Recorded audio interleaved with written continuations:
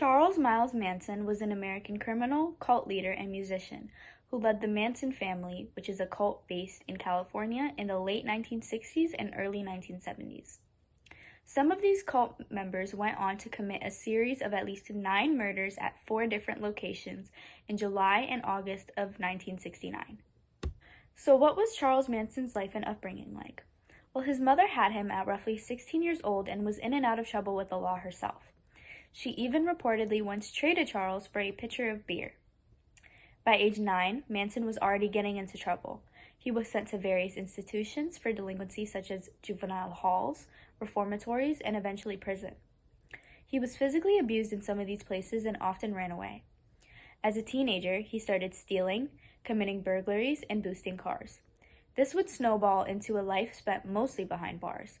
Even as a young adult, when he began to get into music, he was still roughly in and out of jail due to his criminal activity. So when did these Manson murders begin, and who were his victims? Well, as mentioned, the crimes began in the summer of 1969, the most notorious killings being on August 8th through 10th, 1969. These murders were carried out over the span of 2 nights and are often referred to as the Tate LaBianca murders, which goes into who his victims were. His most notorious victim is Sharon Tate, who was a 26-year-old actress who was married to the filmmaker Roman Polanski, who was another one of the victims. She was also 8 months pregnant at the time of her death. Jay Sebring was a celebrity hairstylist and a friend of Sharon Tate, who was also a victim. The list of victims goes on, including Abigail Folger, who was the heiress to the Folger coffee fortune, Wojtek Frykowski, who was a Polish writer and a friend of Sharon Tate, and Leno and Rosemary LaBianca, who Leno was a wealthy supermarket executive and Rosemary was Leno's wife. So because Charles Manson himself wasn't directly the one who murdered these victims, the way that he was captured was a little bit complicated. So the big break in the case was not from the murder scenes, but from a different case. One of Manson's followers, Susan Atkins, had been arrested for an unrelated crime, which was the murder of Gary Hillman. And while in jail, she started bragging to other inmates about being involved in the Tate murders. She told them about how she and others from Manson's group carried out the killings under Manson's direction. On October 12, 1969, police raided the Span Ranch, where Manson and his followers were living. At first, the raid was actually about stolen cars and not the murders. Manson and many of his followers were arrested at first, but they were then released due to a problem with the search warrant. Later, when police connected the dots between the Hillman case and Atkins' confession, along with the other murders, they went back and arrested Manson and several others on December 1st, 1969. Manson wasn't the one who physically committed the Tate LaBianca murders as mentioned, but he was charged with orchestrating them instead.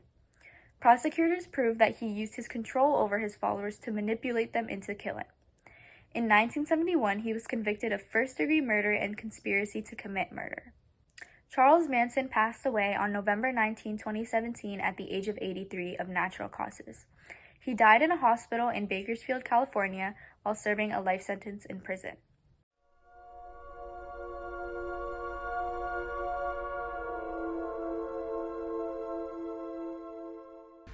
Hi, I'm Dr. Tabihe, a forensic psychologist.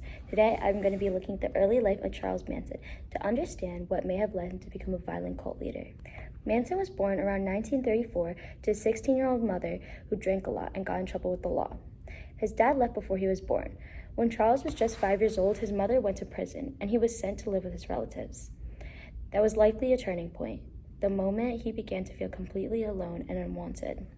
Considering the nature aspect of Manson's life, he may have inherited some traits from his family. His mother and uncle both had criminal records, and some of his behavior later in life, for example, not feeling guilt or controlling his emotions, suggest brain problems, possibly in the part of the brain that controls impulse and empathy.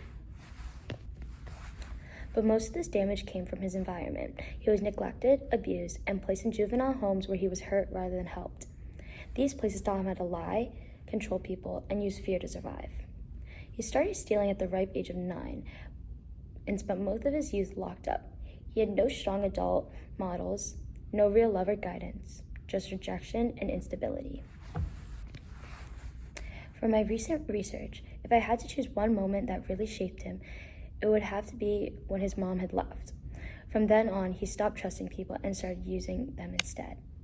In the end, Charles Manson wasn't born dangerous. He was shaped by childhood, full of pain, neglect, and abuse.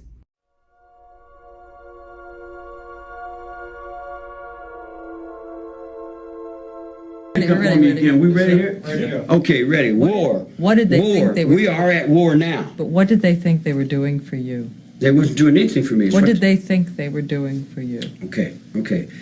If you are me and I am you, everything you do is for you, is for me too. So what did they think? If you're in they one were mind, if achieving I for am you and you are me and we are all together, and then who's responsible for come together over me right now? It's all his fault. After re-watching my interview with Manson, you can see when he was asked what the girls thought they were doing for him, he would refrain from taking the blame for any of it, saying that the girls did nothing for him. He would then start singing or rambling nonsensely to avoid answering the question. This would also cause him to get slightly riled up.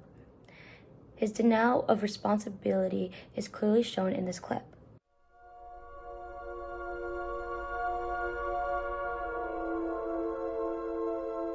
You think the world's going to forget about you? Which world? Every person in here is a world. This united world of America. You think it's going to forget about you now and move on? Forgot.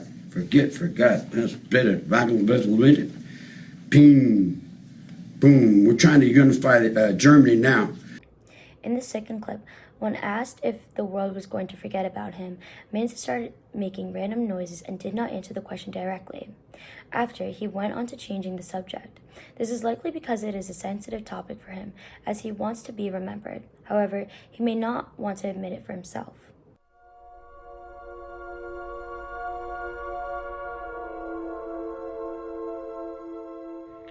After the completion of the Hare PCL checklist on Charles Manson, it is absolutely clear that Charles Manson is a psychopath. He scored an alarming 39 out of 40, which is nearly a perfect score.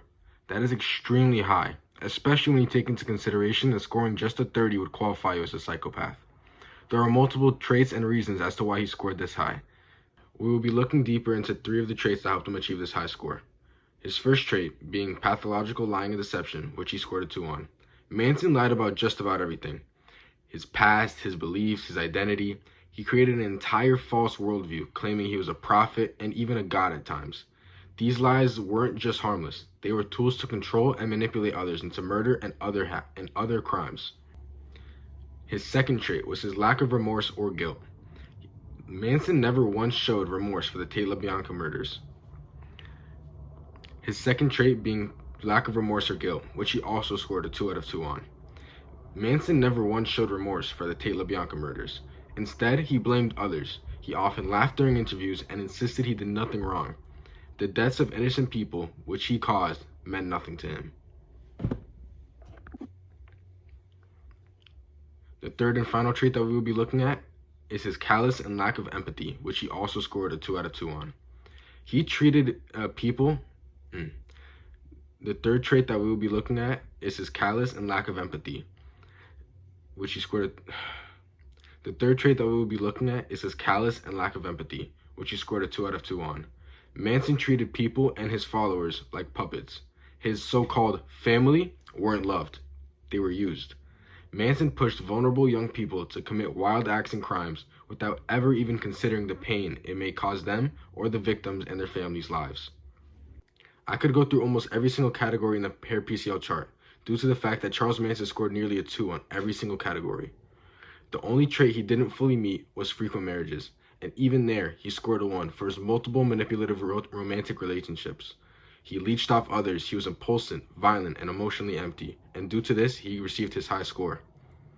If I could give him a score higher than 2 on any trait, it would be for his lack of remorse, because Manson didn't just not feel guilt, he was proud of what he did.